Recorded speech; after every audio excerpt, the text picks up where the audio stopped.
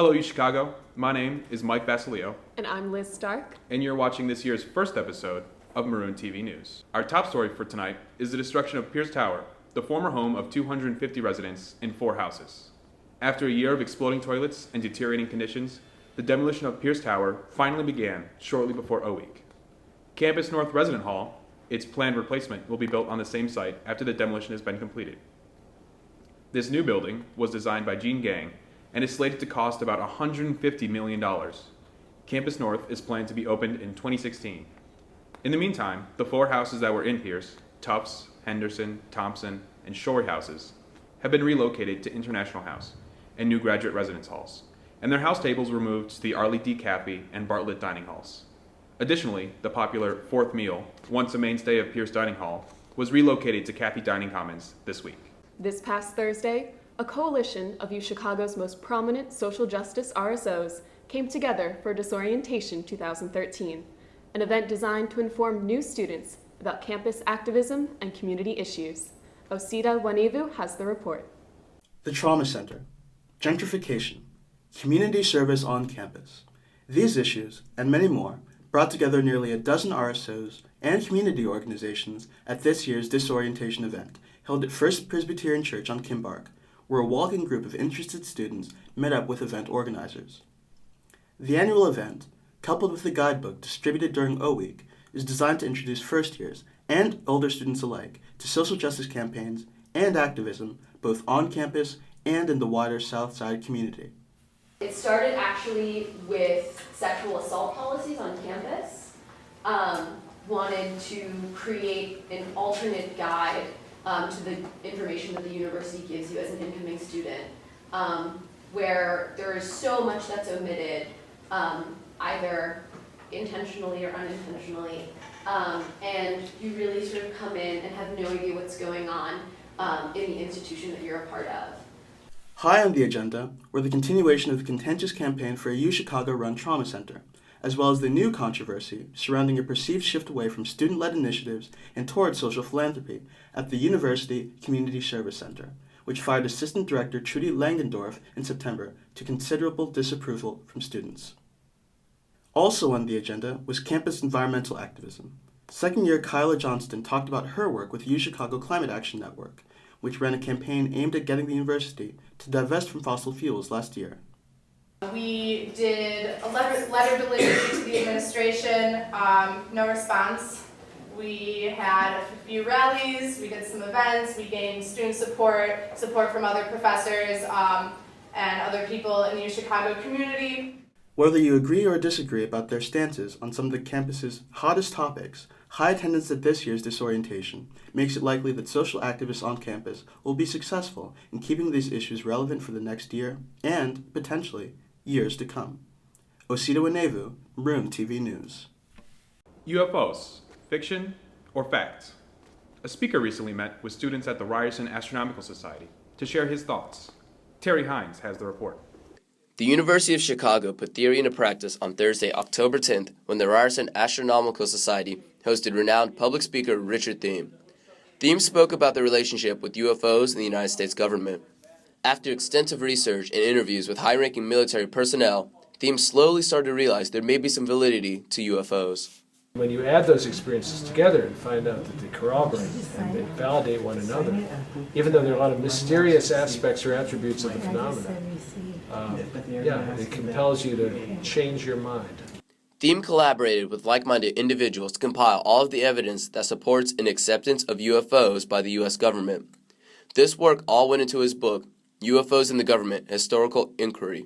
We've been doing this for decades and have huge collections of material, and as we're pooling this now, we're going to be making this available to the public in a centralized way that's never been done before.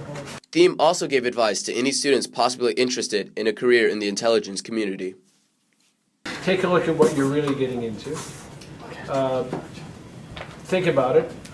When I visited the hackers, as I have for many, many years, I said, if you're going to hack, if you're going to do that, come in, undercover, because the best tools and the best techniques, as Snowden Gate has revealed, will be available to you, plus you will have cover.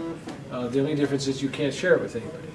but you can share it with your colleagues. And so you build bonds that are intense. But you also, the danger of becoming very familiar with any field is you become intimately acquainted with its dark side. For any students interested in the Ryerson Astronomical Society, visit them at their weekly meetings on Mondays, 8 p.m. in Ryerson 358. From Kent Hall, Terry Hines, Maroon TV News. In other paranormal news, zombies have invaded campus. The real-life role-playing game Humans vs. Zombies, run by the Zombie Readiness Task Force, has started once again. This game, a celebrated tradition held biannually, is intended to test students' ability to survive an imagined post-apocalyptic world infested by zombies. All players, with the exception of one original zombie, begin the game as humans. The goal is to avoid being infected during the week the game runs. Human players only have Nerf guns to defend themselves from the zombie onslaught. A simple tag from a zombie player, students with bandanas on their heads, is enough to infect a human player, students with bandanas on their arms. The entire game is tracked online in real time at uchicagohvz.org. Expect to see frightened human students running around campus all week. Coffee, as we all know, makes UChicago's world go round. This past Tuesday, the local coffee experts at Counterculture Coffee came to the Logan Center to share their love of the bean with our overcaffeinated community. In the first major event of the new school year for both organizations, the UC Democrats squared off this past Wednesday against the College Republicans in a debate moderated by the Institute of Politics. Following the debate, Maroon TV political analyst Sean Graff interviewed the presidents of both organizations to get their take on the debate and the current political atmosphere in Washington, D.C. Where did you come up with the idea to have this debate? Why did you come up with this idea? Why are we having this debate? That's a good question, Sean. I think the debate is really a chance for both organizations to voice their opinions, both to each other, but also to the wider Chicago community. You started with this a very emotional story about your girlfriend who had cancer, and sort of how that sort of motivated you to be in support of, I guess, universal health care, or at least Obamacare. So can you tell me more about that story, and how is that, how did that inform your political views on healthcare, on anything else? I was with her every step of the way, if not literally there beside her, with her on Skype. And the nights before she was pulled into that emergency room, and also, the night before her surgery. So having seen her go through something like that, I think I understand a little bit better, how much healthcare means to people, and how important it is that everyone have access to the same high quality care that my girlfriend faced it. So what point do you think was best articulated today by the Republicans that you really think you were able to win over this room, I guess, on your policy, on a policy that you support? Cognizant of the fact that this is probably a more liberal crowd.